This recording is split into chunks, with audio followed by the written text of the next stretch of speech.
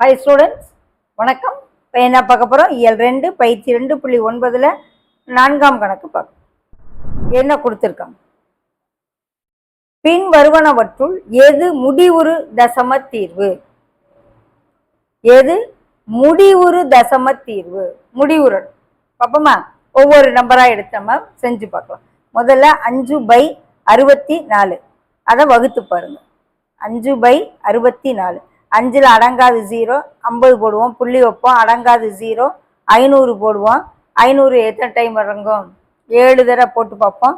64, 7, 4 28, மிச்சம் 2, 6 42, 44 வரலாமா?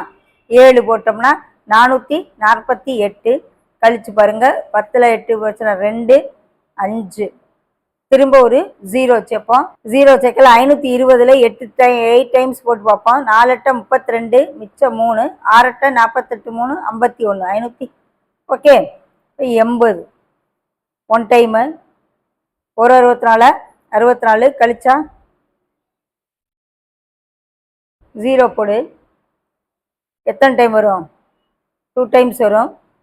அவங்க என்ன கேட்குறாங்க? முடிவுறு தசம தீர்வு எதுன்னு கேட்குறாங்க. அப்போ இதெல்லாம் 50, 0, 500, 6 7 48, 28, மிச்சம் 2, 448, 52, 160ல் 2 தடவை போட்டு பார்ப்போம்.